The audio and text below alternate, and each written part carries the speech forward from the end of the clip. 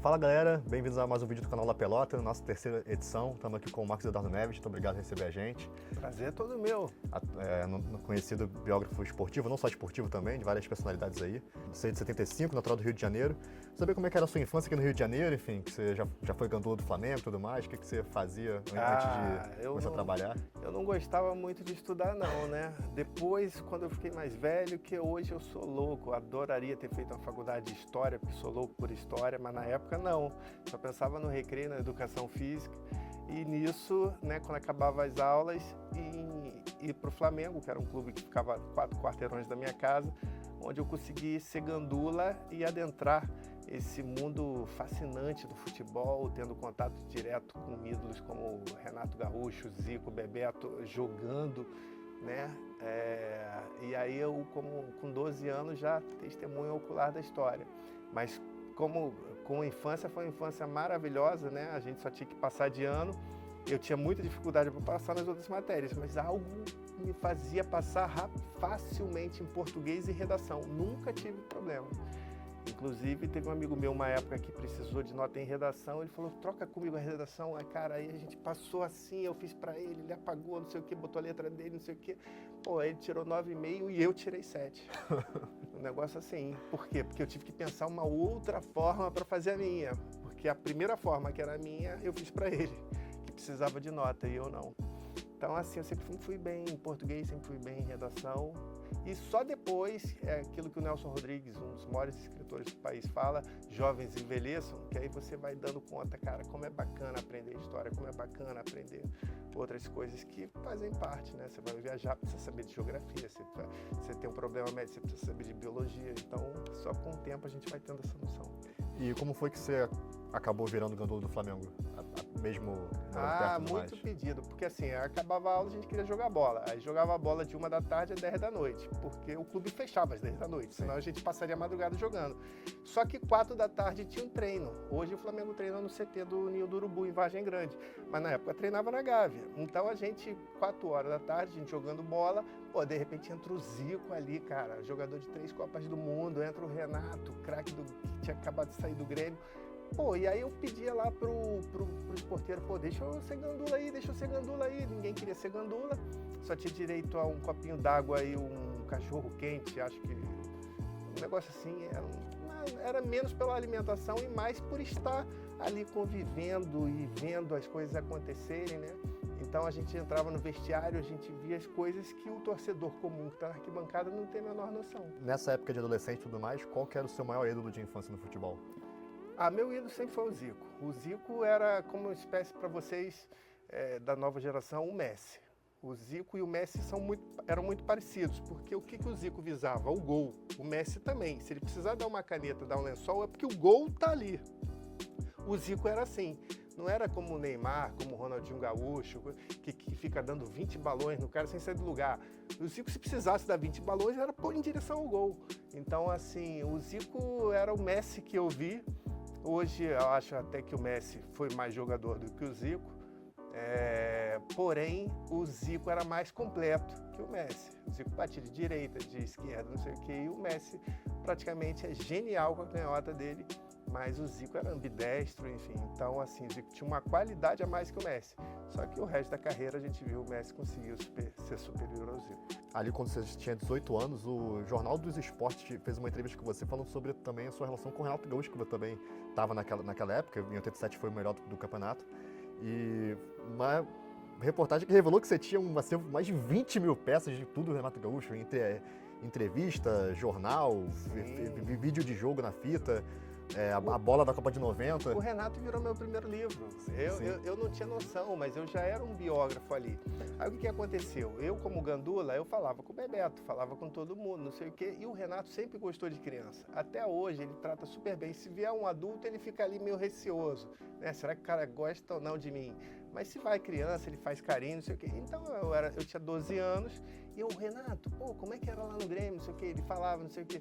Quando o Flamengo ganhou a Copa do Brasil em 90, aí o Renato me chama pro churrasco que ia ter na casa dele. Cara, foi a pior coisa que ele pôde fazer, né? Porque aí, a partir daí, todos os dias eu acabava a aula, eu ia para casa do Renato. E aí eu conhecia a mãe dele, conhecia os irmãos, conhecia a Maristela, a eterna noiva, acho que continua sendo noiva, é noiva desde que eles perderam a virgindade juntos aos 13 anos e enfim, estão juntos até hoje. Então, assim, eu fui conhecendo todo mundo. Quando eu fui ver, eu tinha um material já enorme que poderia me render o primeiro livro. E aí eu pedi autorização a ele, aí foi o segundo grande erro que ele cometeu, ele me autorizou. E achando que eu ia fazer um livro de fã-clube, porque eu realmente era muito fã dele como jogador, porque ele era polêmico, ele dizia na cara, ele não tinha papa na língua, ele falava e fazia, muito diferente de jogadores da atual geração do futebol, que falam, mas na hora não faz acontecer. O Renato falava e fazia, então eu gostava daquele temperamento dele e, pô, tinha certo, as mulheres eram fascinadas, achavam ele bonito, não sei o quê, e eu, porra, ali naquela idade, cara, como é que a gente pega a mulher? O Renato dava as dicas, ó, faz isso, faz assim, tenta isso, joga essa pra ela. Então, assim, virou um amigo que aí me autorizou a fazer o livro, e aí o livro não era um livro de fã-clube, era um livro à Vera, com todas as virtudes do Renato, mas também os defeitos. E aí o Renato não gostou, porque o nome já começa com anjo ou demônio. Ele preferia que fosse só o anjo, né? Nessa matéria também fala que você conseguiu até um pedaço do menisco do joelho dele. Como foi que você conseguiu? Estando todo dia lá na casa dele, aí tinha lá o vidrinho, quando ele extraiu, fez a operação e tirou o menisco do joelho.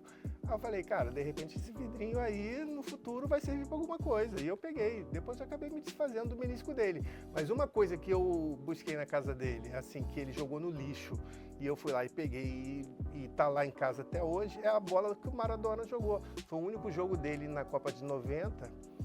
O Brasil foi eliminado nas oitavas para a Argentina, perdeu de 1-0, jogadaça do Maradona, gol do Canidia, e o Renato, na hora do apito final, o Renato pega a bola, bota debaixo da camisa e vai pro vestiário, cara, tipo levando um troféu do único jogo que ele entrou em campo numa Copa do Mundo. E aí ele leva para casa. E aí jogando futebol lá, as apostas lá, $5.000, no que eu não perco para você, não sei o que. A bola eu olho e boto a bola em jogo e não sei o que, Trusco, 1990, World Cup, e não sei o que. E de repente eu vejo a bola bate no Maquina Fúria, ele manda outra bola. Aí o cara pega, joga a bola no lixo, eu olhei pro lixo, cara, essa bola não. E aí como ninguém falou nada, continuaram jogando carne lá, pedaço de frango, não sei o que no lixo, e copo de plástico, não sei o que, e eu olhando pro lixo. Aí quando eu vi que já iam sacar o lixo e jogar fora, eu falei, rapidinho, fui lá, peguei a bola, olhei, era ela, Etrusco, 1990, World Cup, Italy. E aí eu levei para casa, e é um troféu que eu tenho, mas muito mais do que o menisco do Renato. Sim, com certeza. E que certamente só sai lá de casa como coleção particular minha, afinal, se dependesse dele, essa bola já estaria no lixão, já teria acabado. Então, assim, se fizerem um museu do Maradona, um museu dos grandes jogos das Copas do Mundo, aí, se botar a coleção Marcos Eduardo Neves, aí eu permito que saia lá de casa. Nesse meio tempo, você já dentro do Flamengo, muito próximo dos seus principais ídolos, como é que veio o desejo de querer fazer jornalismo? Então, o desejo já estava aí, né? Já estava inerente. Quando eu comecei a recortar tudo que saía em jornais, né? Hoje em dia, com o advento da internet, do celular, ninguém mais lê jornal, mas antigamente não existia celular, não existia nem o computador pessoal, o PC, né? Que foi o primeiro computador que chegou aqui, começou a chegar no Brasil fortemente em meados dos anos 90, 95, né? Acho que a internet de escada era um negócio terrível que a gente viveu, enfim, essa geração não faz ideia. Enfim, então eu comprava os jornais para saber as notícias. E aí, em vez de jogar fora os jornais, eu guardava os jornais. Era algo inconsciente, diria Sigmund Freud, que eu tinha de que eu ia ser biógrafo e meu primeiro livro estava ali diante de mim, eu vendo as coisas acontecerem como um testemunho ocular da história. Como que surgiu essa iniciativa? Vou escrever um livro sobre esse cara. Quando a minha esposa falou que estava grávida, e aí de repente, aos 24 anos de idade, eu falei, caraca, eu vou ter um filho. Ela era 13 anos mais velha do que eu, a gente já se separou, mas o nosso filho é o maior troféu que eu tenho, mais do que a bola do Maradona. Enfim, meu filho está com 24 anos. Então, assim, quando ela falou que estava grávida, e eu tinha 24 e ela tinha 37, ou ela era uma idade limite para mulher, ou a gente não vai ter filho, porque a gente estava super bem, ou você vai ter que ser um pai jovem, porque eu não tenho mais idade. Hoje as mulheres ainda podem, pelo avanço da medicina, terem o primeiro filho com 40 e tantos anos, mas na época não, 38 era o limite. E aí eu aceitei ser pai, só que para ser pai, botar uma vida, botar comida em casa, eu precisava de um diferencial. E aí foi quando eu decidi fazer o jornalismo e, mais do que isso, eu já tinha feito psicologia, mas não concluí, mas no momento que eu decido que eu sei que eu vou ser pai, eu precisava de um diferencial para na hora dos estágios, por exemplo, o pessoal, eu ser diferente, né? Então, todo mundo ali cru e não sei o que, de repente eu tenho um livro, uma biografia escrita sobre Renato Portaluppi, que está nos holofotes até hoje em dia, passado tantos anos. Sim. E aí eu decidi fazer esse livro e realmente a partir daí eu me encontrei, fui para as redações, fui do Jornal do Brasil por muito tempo, cheguei a editor de esportes, cheguei a repórter especial, fiz matérias de política, de crimes, de celebridades, de tudo. Lance também. Lance, Jornal dos Esportes, contribuições para algumas revistas como da TAM, da Voigol, Trip. E aí eu fui jornalista por um bom tempo, mas o meu prazer maior está nas grandes reportagens. E não aquelas que rapidinho ali, o pessoal depois embrulha o peixe, sacou, e dá na feira. Então, assim, eu fui largando o jornal e fazendo livros que eu percebi também que era uma forma de eu me eternizar. E aí esse meu filho, por exemplo, se acontece alguma coisa comigo, o Papai do Céu me leva, o meu filho eu vou continuar vivo através dos livros que eu fiz. E hoje eu tenho livros na Turquia, tenho livros em Portugal, em Madrid, enfim, agora vou ter um livro provavelmente na Sérvia. E aí eu estou me espalhando pelo mundo através dos livros e, de certa forma, meus netos, que ainda nem nasceram, bisnetos, tataranetos, vão saber quem foi o tataravô como autor de alguns dos livros mais lidos de personagens relevantes da história do Brasil. O que você acha que te levou para a psicologia antes de ir para o jornalismo? A vontade de escrever sobre comportamentos, relação pais e filhos, a problemática das drogas, as consequências de uma traição, perdoar ou não perdoar. Então, na verdade, eu queria aprender psicologia para escrever num jornal que existia no Globo, existia um suplemento dominical todos os domingos falando sobre comportamentos, com matérias super interessantes. E aí eu falei, vou fazer psicologia para escrever nesse jornal. É aquele negócio dos jovens envelheçam. Na verdade, aí eu fui tomando um caldo atrás da outra, várias ondas em cima de mim na psicologia, porque não tinha só Freud, Lacan e Jung. Não. Tinha muita medicina para você saber diferenciar um caso psiquiátrico de um caso de terapêutico, que a pessoa precisa tomar remédio, você tem que saber de biologia, porque se ela tem algum problema ali, não sei o quê. Então eu tinha aula de genética, embriologia, anatomia, mexendo com os cadáveres, todos abertos na minha frente. Então, assim, eu fui vendo que não era esse mundo fui reprovado em ciências, não era esse mundo que eu queria, decoreba de protozoário, não era por aí. Aí eu larguei psicologia, porque quando eu percebi, na verdade, você quer escrever sobre isso, né? Então vai para o jornalismo. Aí, nessa transição para jornalismo e tudo mais, qual que era a sua maior dificuldade nesse começo ali, quando você estava na faculdade, ou um pouco depois de se formar? A maior dificuldade que eu tive, assim, foi realmente, assim, ter feito psicologia antes. Eu agradeço demais. Que bom, porque hoje eu chego nas entrevistas e consigo, de repente, o cara tá sisudo ali e consigo quebrar, fazer uma piada, não sei o quê, e melhorar o ambiente. Então, a psicologia me ajudou bastante, embora eu não tenha me formado. Porém, naquele período, eu perdi, entre aspas, 3 anos. Então, quando a gente vai para um estágio e tem uma pessoa que acabou de sair do 2º grau, tá fresquinha ali, e, pô, tem um cara que já vai ter filho e não sei o quê, eu tava velho, com 24 anos, entendeu? Então, assim, foi muito difícil, que as pessoas falavam, beleza, pô, legal, vou te chamar, e não ligavam. Eu não conseguia criar um currículo. Como que eu vou criar um currículo se eu não tenho? Eu só tenho lá na psicologia. Aí no jornalismo, aí por isso que eu quis fazer um livro para ser o diferencial. Acabou sendo um tiro pela culatra, porque eu tentei entrar no Globo, e aí lá no Globo fiz os exames, primeiro lá, teste, não sei o que, múltipla escolha, aí vai para a 2ª fase, inglês, aí vai para a 3ª fase. A última fase era conversação com 2 repórteres renomados do Globo. E aí cara, todo mundo tenso, né? A gente passou por uma peneira enorme, só tinham 5 ali para uma vaga. Você pode falar quem é? Quem era? Não posso falar não, porque são muito amigos meus hoje em dia. Mas aí, quando eu chego lá, 2 repórteres do Globo, a gente não sabe se é de economia, se é de política, se é de esporte, eram 2 de esportes. Aí eu falei, caraca, eu já estava com o livro do Renato bombando, Armando Nogueira, Juca Kfouri, enfim, o livro do Renato bombando. Eu chego lá, quando eu começo a falar sobre o que eu fiz, peraí, o Anjo ou o Demônio foi você que escreveu? Eu falei, foi. Cara, eu tenho lá em casa. Eu falei, aí eu pensei, né, já tô dentro do Globo. Aí começamos virou bate-papo de botequim, só faltou a cervejinha. Aí eu falei, tô dentro. Uma semana depois, a resposta estava fora.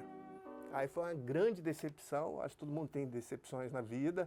Eu poderia ter desistido ali, só que aí passam-se os anos, eu realmente não fico no jornalismo, fico mais no campo da literatura, das biografias, das grandes reportagens. E na amizade, a gente conhecendo as pessoas, conheci os 2, são amigos meus até hoje. E eu perguntei, vem cá, cara, você lembra de mim? Por que vocês não me passaram, cara? Ele falou, porra, meu irmão, eu tinha 30 anos de jornal aqui, nunca fiz um livro. Porra, vamos pegar um estagiário que já tem um livro que o Brasil inteiro, porra, sabe quem é Renato Gaúcho? Aí eu, porra, tem razão, eu não devia ter falado, né? Se tu ficar quieto ali, de repente você passar, só com o teu conhecimento de esporte. Mas eu fui falar e aí o cara falou, pô, de repente eu vou botar um cara aqui que vai tomar o meu lugar. Então, preferi não me limar do jornalismo. Você tinha noção do que é um estudante de jornalismo? Você ainda estava na faculdade quando o livro lançou. Tem um livro lançado, super conhecido pelo Brasil inteiro? Você tinha dimensão do que era isso?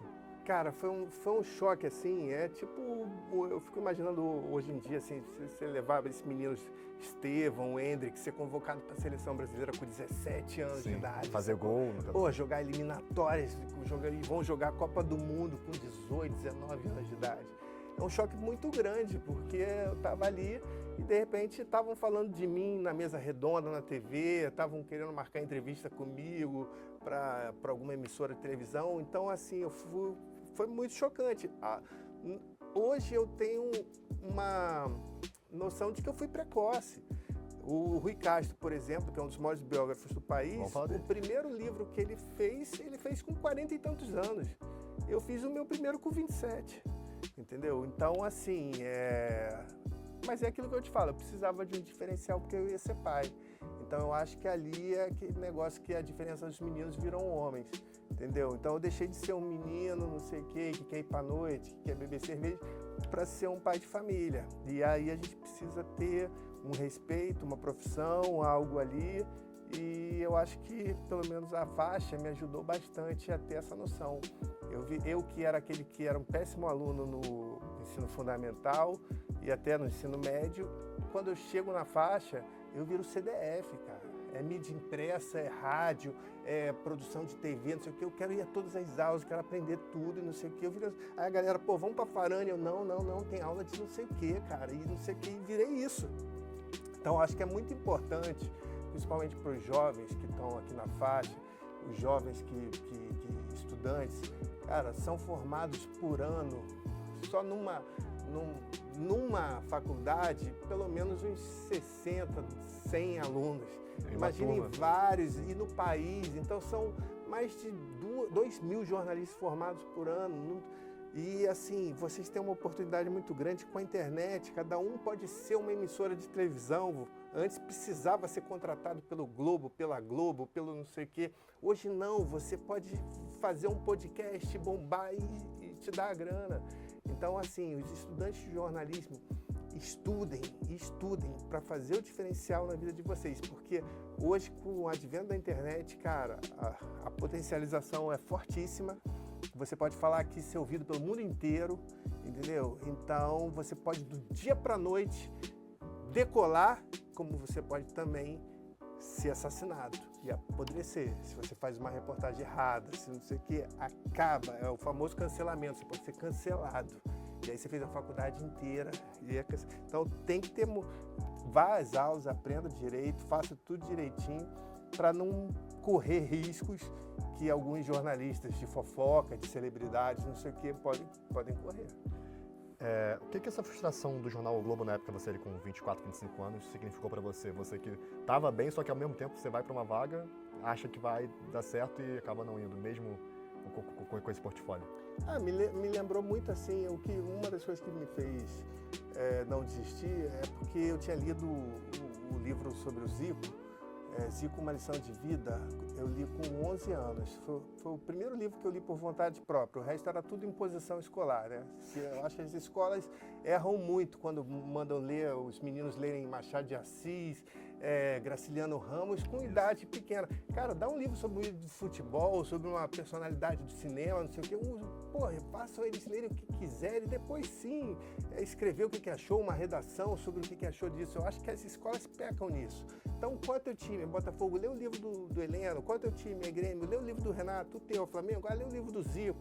Entendeu? E aí o cara vai ler com vontade. Então, eu ter lido um livro que foi feito sobre o Zico, com 11 anos, eu descobri que o Zico fez o gol da classificação para as Olimpíadas de 72, só que na hora da convocação para as Olimpíadas, ele não foi convocado. E ele que fez o gol da classificação nas eliminatórias no pré-olímpico. E ali ele largou o Flamengo, falou, cara, vou desistir, é uma sujeira, é uma imundícia, CBF e não sei o quê. E aí o irmão dele falou, cara, você está punindo a seleção, você é muito jovem, você vai ter outras chances, outras convocações. Você está punindo o teu clube que investiu em você, cara, que você pode brilhar. Então ali, quando eu tomei esse choque de não ser chamado para o Globo exatamente por, digamos, estar super preparado, mais preparado do que eu deveria... Mas você não sabia disso. Não, eu achei que seria o que me botaria lá, entendeu? Mas foi a melhor coisa que aconteceu, porque realmente eu me encontrei com essas grandes reportagens e várias vezes durante minha carreira de jornalista eu ia, por exemplo, fiz uma entrevista com a Luana Piovani que, dava para fazer 20 páginas. E aí eu tive direito a 2 páginazinhas do jornal, eu tinha que ser conciso em tudo. E eu ia tudo isso aqui de informação que ela falou. Hoje ela explode, porque ela pode falar o que quiser lá e vai explodindo, vai explodindo. Mas na época, não tem espaço. Então hoje no livro eu tenho espaço para escrever 600 páginas ou 50 páginas. Porque não importa. Você pode escrever um livro de 50 páginas e ser ruim. Você pode escrever um de 600 e ser muito bom. O negócio é saber escrever bem. Eu sabia escrever, só que eu não tinha espaço para isso. Sim. Eu meio que, como a internet, criei o meu próprio espaço. Como que o livro, não sei se atrapalhou o tempo certo, mas atingiu a sua relação com o Renato que você tinha com sua próxima? O Renato, quando ele me autorizou a escrever um livro, e eu era marinheiro de primeira viagem, não tinha a menor ideia do que era preciso para fazer um livro, né? Então eu fiz um livro, revisei 32 vezes. Hoje eu reviso 6. Mas revisei 32 vezes para ficar português correto. Hoje eu pego e acho uma droga ali. Hoje eu cortaria 3 parágrafos, tiraria uma vírgula. Eu já não sou o mesmo que escreveu hoje, já tenho mais de 27 anos. Então, assim, quando eu escrevi o livro do Renato, eu falei, cara, ele tem que autorizar, né? Renato, você autoriza? Ele, claro, Marquinhos. Ele achou que...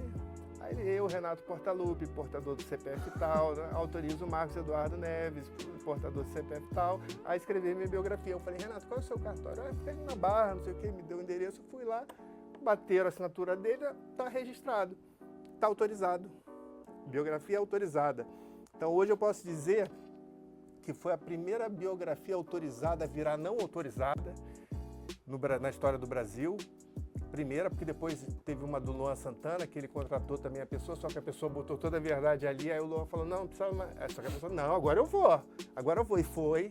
Então, eu fiz a primeira biografia autorizada que virou não autorizada, e depois eu fiz uma biografia não autorizada, que eu não fui pedir. Os últimos que eu fui tentar entrevistar foi a família e não quis me ouvir, eu falei, dane-se, vou lançar. Não autorizada. A família adorou que saiu e todos são meus amigos até agora, que foi Helena de Freitas. E aí eu fiz a primeira autorizada, não autorizada, e a primeira não autorizada que ficou autorizada. Sim. E o que você acha que essa decisão do STF em 2015 poderia significar na sua carreira caso a Carmen Lúcia tivesse uma outra opinião sobre o assunto, né? Que ela passou a autorizar essas biografias não autorizadas? Carmen Lúcia, você é uma linda, você é uma musa, você é uma diva. Eu olho pra você, sabe, eu fico tão contente, porque hoje, se eu tenho um emprego, hoje, se podem dizer e eu posso dizer que sou um biógrafo, é graças a você. Que em 2015, quando Paulo César de Araújo escreve um livro sobre o Roberto Carlos, não o jogador, mas o cantor, o rei, O Roberto Carlos, que tem toque, tem vários problemas, ele não quis, ele não autorizou. E falou, não vai publicar. O Roberto Carlos sempre conseguiu tudo que quis. Sim. Na Globo ele fala, eu quero que seja tão, eu quero que ninguém pode estar de preto, eu só visto azul, eu não sei o quê, papá, papá. Quando de repente ele foge do controle e um cara faz algo que ele não quer, virou um embate. O Roberto Carlos foi para a guerra, eu quero que censurem, que tire de circulação o livro. É invasão à privacidade. Eu não autorizei que ele publique sobre a minha vida, invasão à privacidade. Mas aí chega o Paulo César de Araújo que escreveu e falou, não, isso é liberdade de expressão. O Roberto só é o Roberto Carlos porque ele é interessante para o público. Então, cara, o público quer saber o que ele passou, os reveses, os percalços, as glórias, as vitórias, por que ele fez a música tal. Então, o público quer saber. O Roberto Carlos só ganha a grana que ele ganha porque o público paga para ver o show, paga para ter o disco, paga pelas músicas. Então, assim, o público agora quer saber. E aí virou um embate com os grandes nomes da música brasileira, Roberto Carlos, Chico Buarque, Gilberto Gil, Caetano Veloso, todos os grandes nomes, contra nós biógrafos, como os intrusos que estão ganhando dinheiro em cima deles.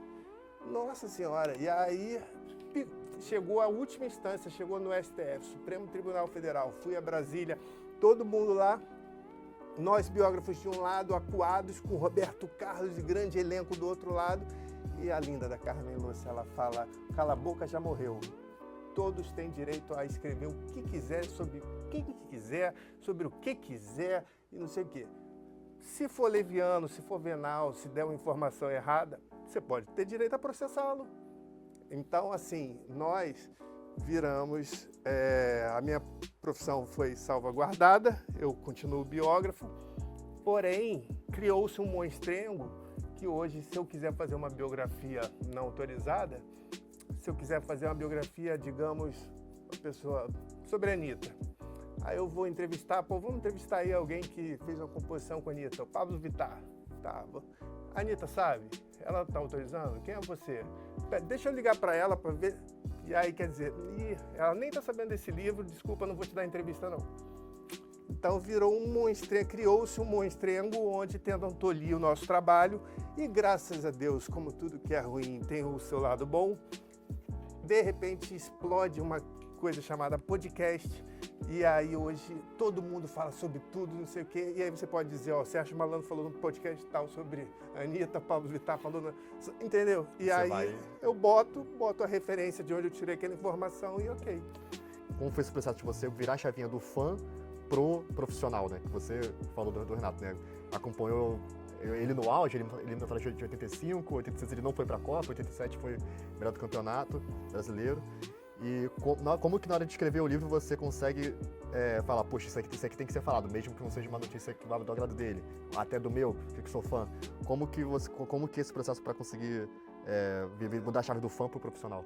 Eu acho que nessa hora que a gente tem que separar e botar tudo que aprendeu na faculdade, né, sobre a imparcialidade jornalística.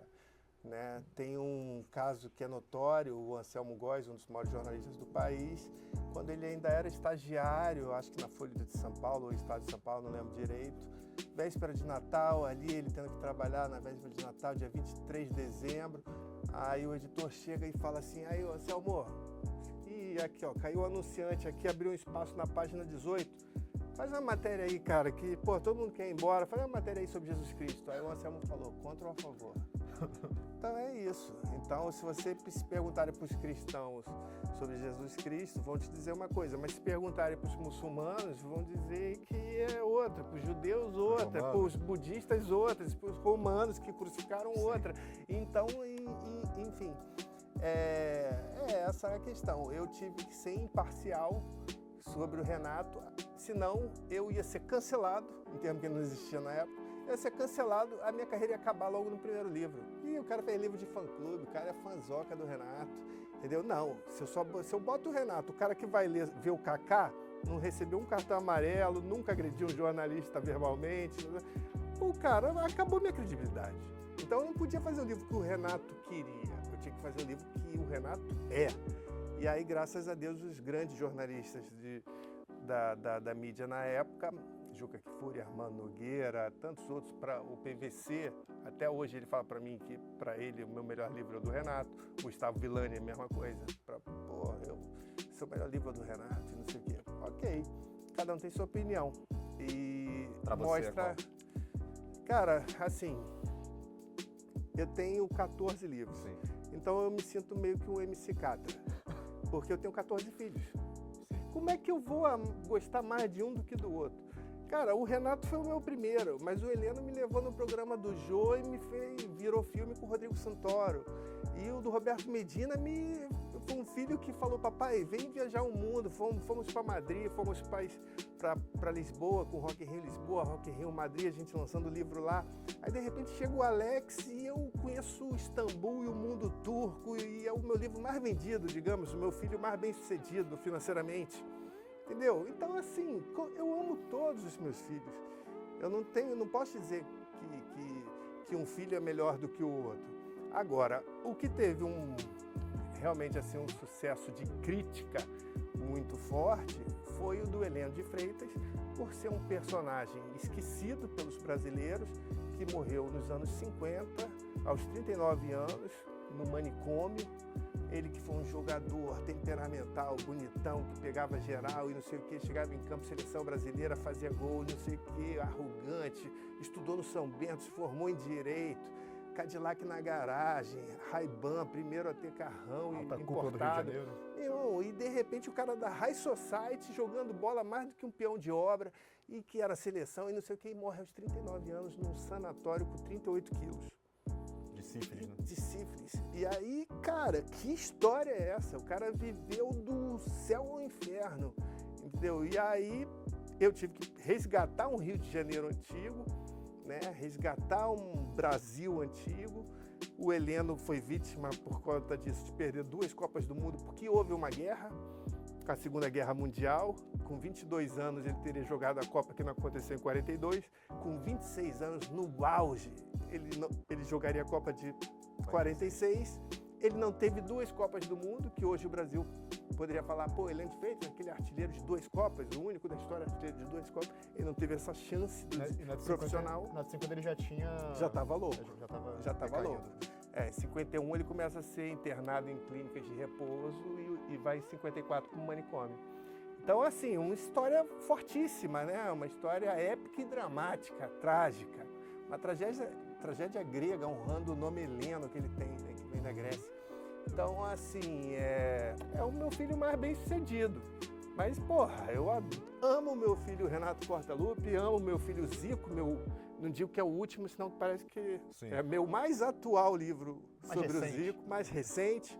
Se eu digo que é o último, é que já vai acontecer alguma tragédia comigo.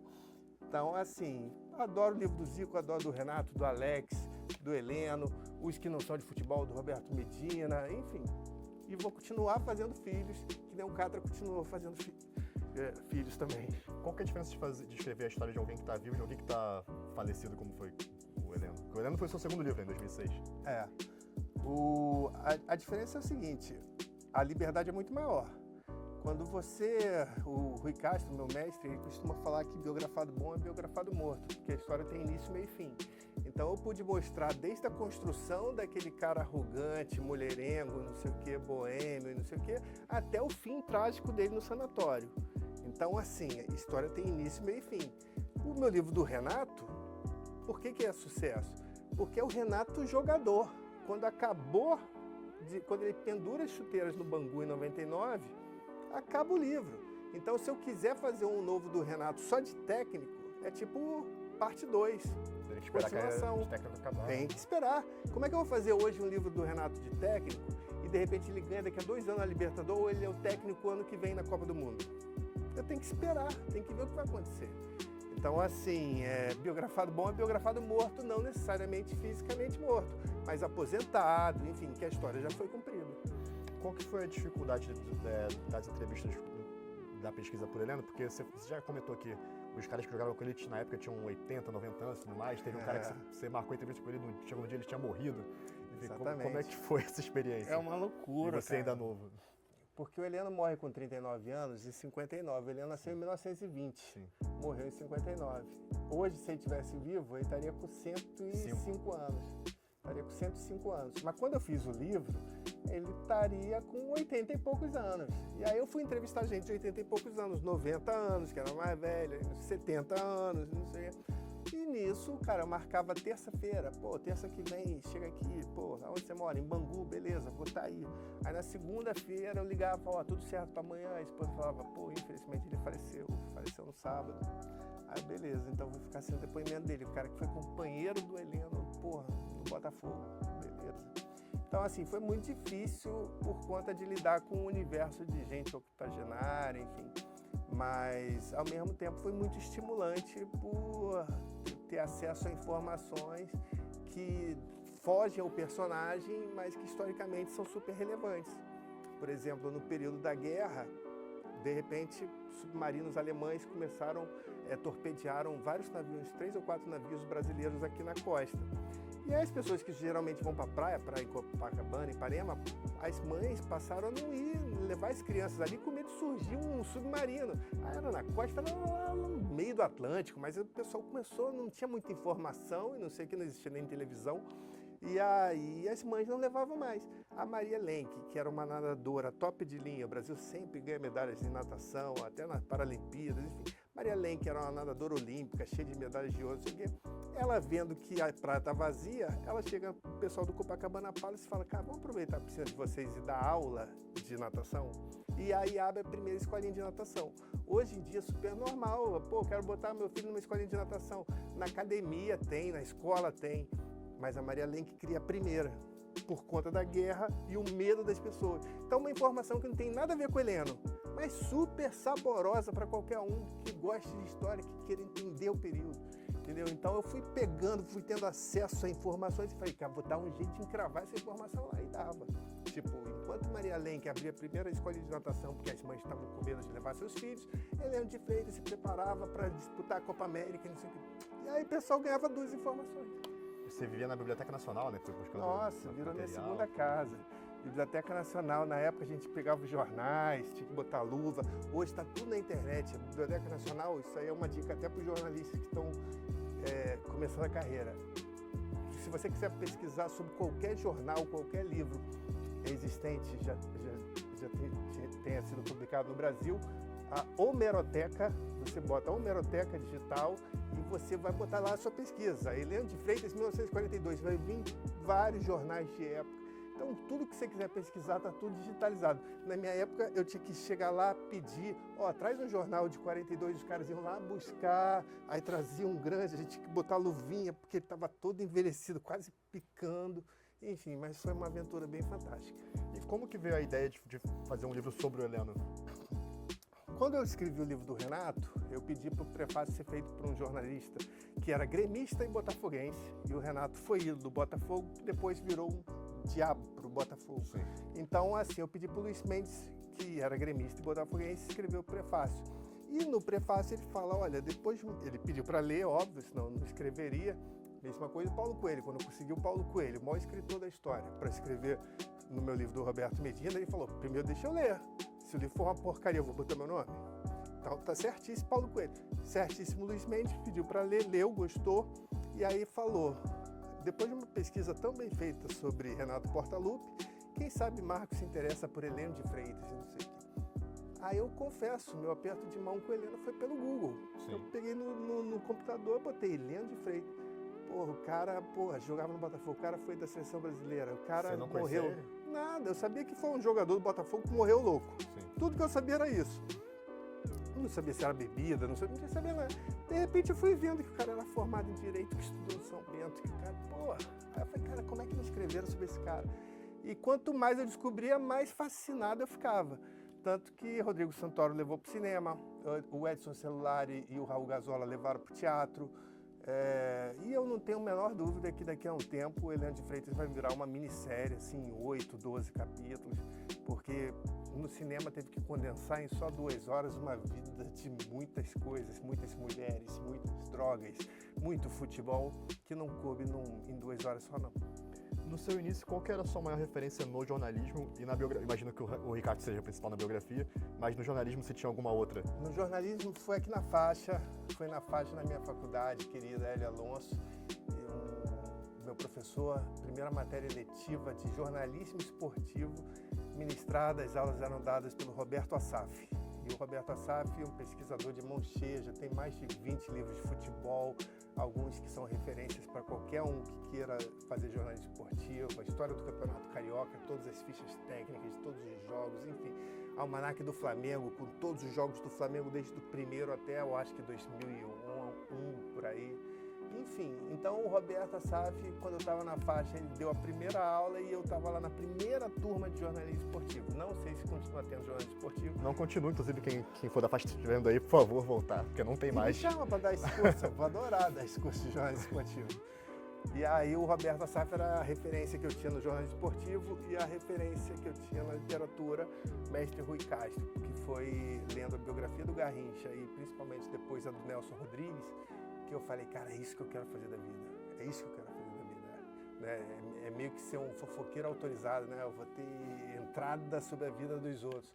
Só que a diferença do biógrafo para um fofoqueiro, ou seja, a diferença de um jornalista sério para um Léo Dias da vida, é que nós, biógrafos, nós pesquisamos e apuramos. Nós não chamamos a primeira pessoa que dá depoimento, vem aqui, aparece na televisão e fala o que você quer, não. A gente pesquisa bem para ver se aconteceu, entendeu? Então tem que saber diferenciar o que é uma informação de uma fofoca.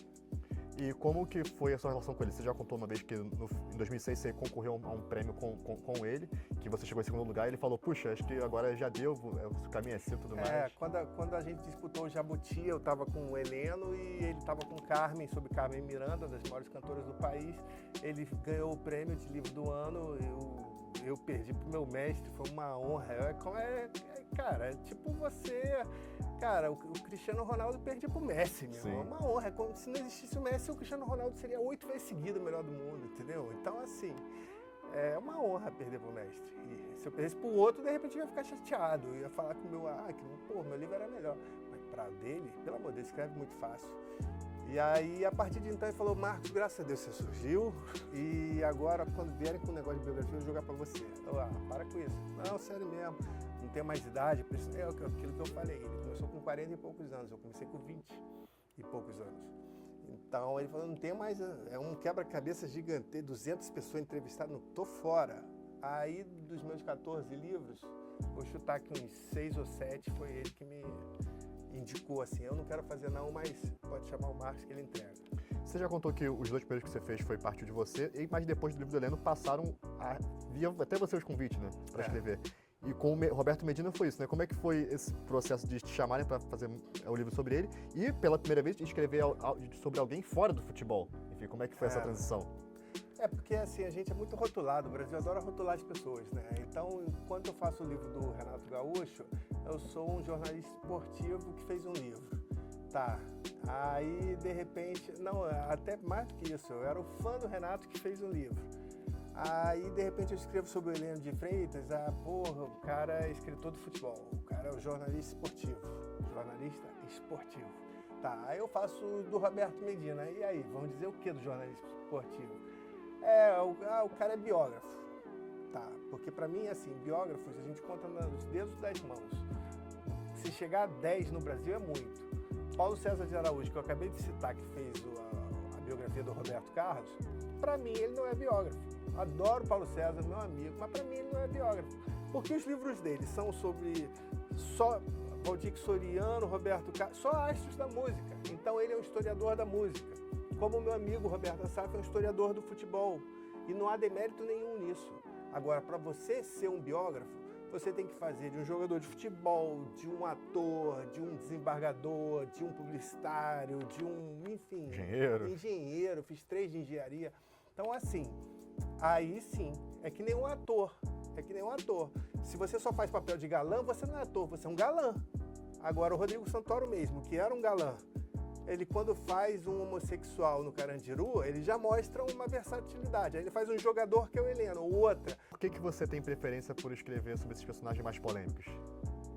Porque os polêmicos é que são gostosos de ler. Sim. Se você pegar um cara que é todo certinho, todo exemplar, nunca bebeu, nunca traiu, nunca não sei o quê, nunca nada, no segundo parágrafo você já fecha o livro.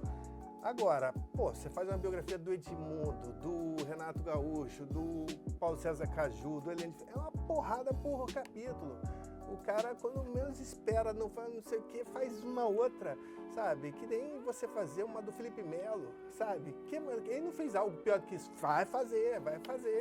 Vai dar outra declaração pior, entendeu? Então, assim, os polêmicos são muito mais gostosos, saborosos pro leitor do que um cara todo certinho, tipo o Kaká. Cara, eu acho que eu ia dormir na biografia do Kaká. Ele todo dia com mulher na igreja, não sei o quê. A maior polêmica do Kaká foi quando ele foi vendido pro Milan, acho que era 20 milhões de euros, ele deu 2 milhões de euros para a igreja dele. Aí Bispo Macedo, porra, adorou o negócio, né? O dízimo. Então essa para mim é a grande polêmica. E depois teve uma nova agora, mais recente, que a mulher dele largou ele porque ele é certinho demais. Então são duas polêmicas do Kaká. O resto é muito melhor você ver os vídeos, as jogadas dele no YouTube do que ler um livro sobre ele. Não me interessa. Como não me interessa fazer sobre alguns grandes jogadores de futebol brasileiro que eu acho que não vão me acrescentar em nada. Você faria um livro sobre Neymar? Não faria um livro sobre Neymar. Neymar, para mim, é o anti-exemplo de um que deve ser um jogador de futebol. Não tenho vontade nenhuma de escrever o livro do Neymar, menos até por isso, mas porque ele não tem sal, cara, não tem graça. Ele é um talento, um desperdício, ele é talentosíssimo, muito talentoso, com a bola nos pés, mas você vai fazer entrevista com ele, ele fica rindo, não fala nada, não sei o quê, sabe? E aí quando você vai ver a vida toda errada, o cara é casado, aí tem filho com o outro, o cara faz um cruzeiro aí as mães compram lá, pagam caro, levam os filhos para poder ter uma foto com o Neymar só aparece de madrugada, na boate de madrugada, isso se recuperando de contusão, é um anti-exemplo de tudo, nunca ganhou uma Copa do Mundo, muito pelo contrário, foi chacota na primeira que disputou em 2014, foi mais ainda em 2018 como Kaikai, em 2022 o cara que faz um golaço contra a Croácia, na hora de bater o pênalti, dá pro Rodrigo com 20 anos de idade para bater, para ele bater o último, ser a grande estrela, acabou nem batendo o pênalti, e que era o cobrador oficial. Então, para mim, o Neymar, cara, na boa, eu não tenho vontade nenhuma de escrever.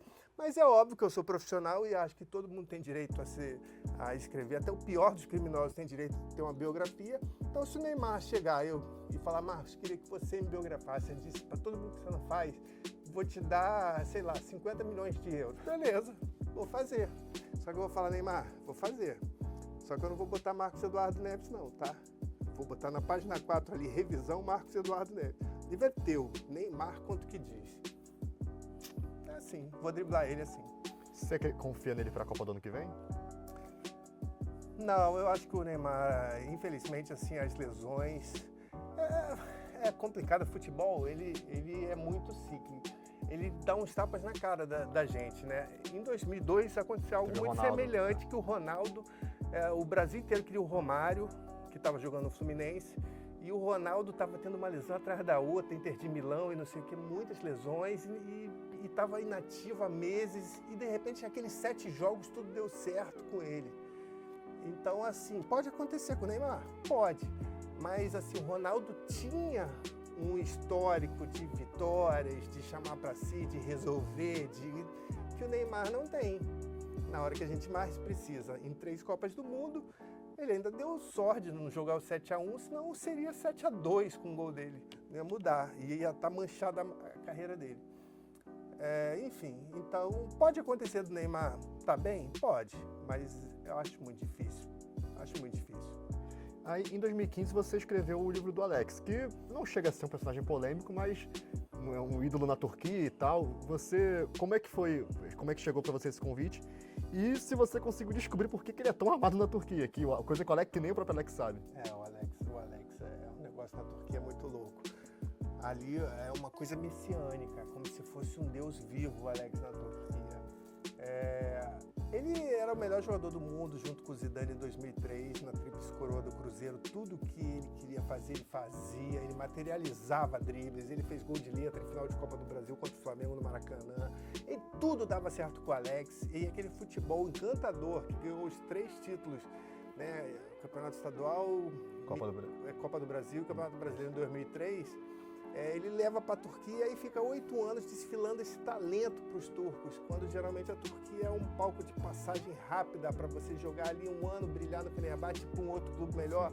Aconteceu até com aquele lateral esquerdo do Botafogo, jogou no Galatasaray e rapidinho foi bem, foi para outro clube e não sei o quê.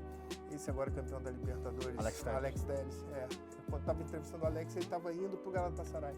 E aí, assim, o Alex é um deus na Turquia. O Recep Erdogan, que é o ditador que comanda o país, o presidente, o primeiro-ministro, mas é um ditador, ele fica implorando uma data com o Alex para tirar uma foto com ele. Só que o Alex é malandro e não vai dar dividendos políticos para um cara sanguinário. Então, assim, as coisas que eu vi na Turquia, as coisas que eu senti, é o meu livro mais vendido.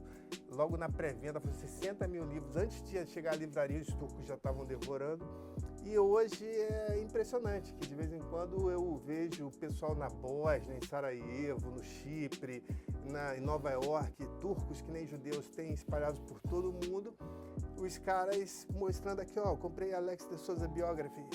Aí eu fico feliz que eles me marcam no Instagram, no TikTok, enfim, nas redes.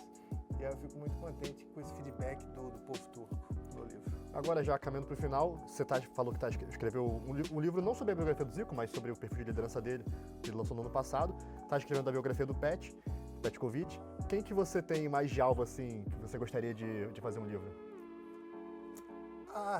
Eu adoraria escrever sobre um cara que foi tricampeão do mundo com Pelé em 70, a história maravilhosa de altos e baixos, de drogas, de mulheres, sexo, drogas e rock and roll. Paulo César Caju, PC Caju. É que ele tem um livro, só que é aquilo que você falou, né? É livro fã-clube. Né? Nossa, o livro dele, Dei a Volta na Vida. Você lê o livro dele e não tomou um cartão amarelo. Cara, ele era expulsor do jogo, pelo amor de Deus. Assim, escreveu um livro de verdade sobre o Paulo César Caju. É um dos alvos que eu tenho, assim como eu adoraria escrever um livro sobre Romário, sobre Edmundo, contanto que eles façam o que o Fernando Moraes, o grande biógrafo Fernando Moraes, conseguiu com Paulo Coelho. Paulo Coelho é o maior escritor da história, né? Só quem vendeu mais livro do que o Paulo Coelho foi um personagem, foi o Harry Potter. Tirando o Harry Potter, Paulo Coelho é o maior, só perde para Shakespeare. O resto não tem escritor, só um personagem, não tem escritor que vendeu mais no mundo, na história do mundo, em todos os tempos, do que Paulo Coelho. E aí o Fernando Moraes fez a biografia do Paulo Coelho. O Paulo Coelho falou que eu topo fazer uma biografia, desde ser escrita pelo Fernando Moraes. Podia falar Rui Castro, podia falar meu nome.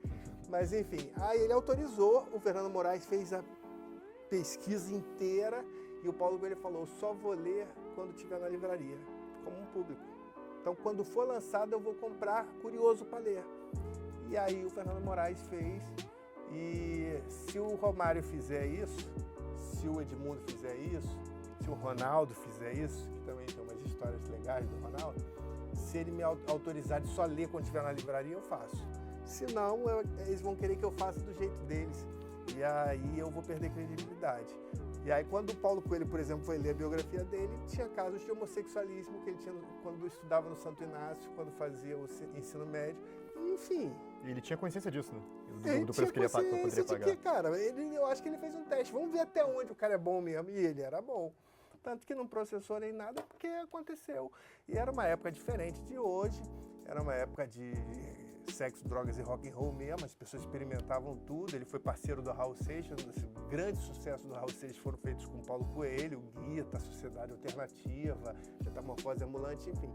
Então, ele tem esse lado espiritual que ele deu pro Raul, mas também abusou de droga e depois achou o caminho, enfim. E o Fernando Moraes fez a biografia Vera, que foi um dos livros traduzidos aí, vendidos, das biografias talvez mais consumidas pelo público. Adoraria ter feito, mas contando dos podres e as virtudes. É isso que um biógrafo deve fazer. Agora, tem certos personagens que só querem as virtudes, não quer que conte o podre. Eu fico feliz, por exemplo, que eu não tenha feito um livro, por exemplo, você falou aí, Renato Gaúcho, Alex. Imagina se eu tivesse feito um livro sobre Daniel Alves, no auge, ele no auge. Porra, lá no Barcelona eu faço o livro lá do Daniel Alves. E aí o cara que for ler o livro não vê, pô, sabe? O cara todo, pô, casado, família, não sei o quê. Hoje em dia eu estaria cancelado. Você escreveria um livro sobre o Gabriel Barbosa? Gabigol? Escreveria. Polêmico. O que ele deve saber do vestiário do Flamengo nesses últimos anos? O que ele viveu no Flamengo entre 2019 e 2024?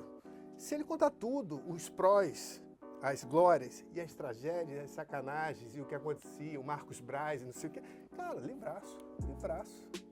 Bom, e atualmente a gente vive, já indo pro final, a gente vive um momento do jornalismo, uma pulverização de conteúdo, tem a pulverização dos direitos de transmissão, mas de conteúdo, é aquilo, você falou, pode criar um perfil no Instagram, um canal no YouTube, pode fazer uma live na Twitch.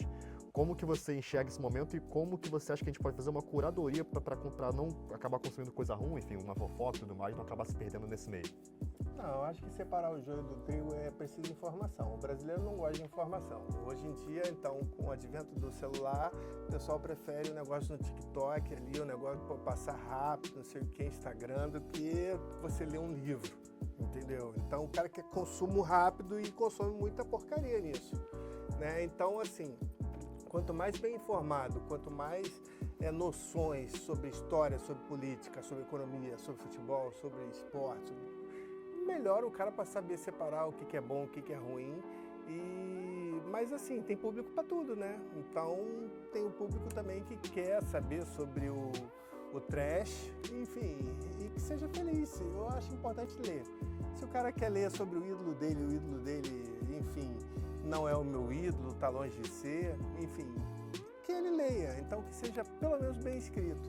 Eu fico torcendo para que os jornalistas tenham essa consciência, porque existem muitos livros mal escritos, existem jornalistas que já me deram textos escritos assim, agradeço vocês por isso, entendeu? Então, assim, as pessoas nem sabem escrever direito, não têm cuidado com a língua portuguesa, uma das mais difíceis e mais belas do mundo, então o importante é isso, sabe? Ter cuidado com o que é o nosso melhor patrimônio, é o que nos diferencia, sabe? Falar inglês, falar espanhol, muitos países falam. Agora, falar português bem, pelo amor de Deus, é difícil demais você conjugar um pretérito mais que perfeito. É difícil demais.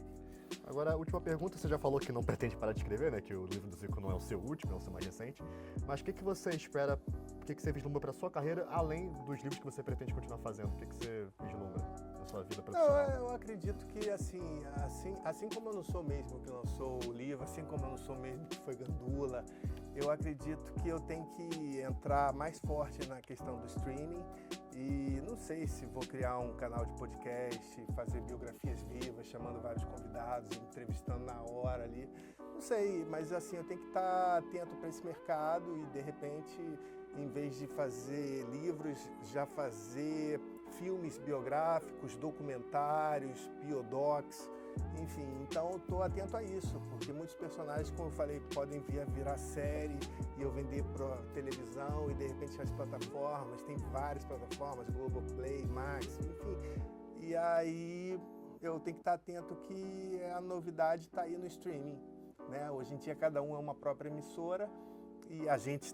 é uma emissora, né? Então eu tenho que estar atento a isso e essas oportunidades e ser meio camaleônico. Então, gente, é isso. Muito obrigado. Marcos, muito obrigado por ter aceitado participar. Foi uma honra enorme te receber aqui. Tamo junto. Gente, muito obrigado. Até a próxima entrevista. Obrigado, Valeu. Gente.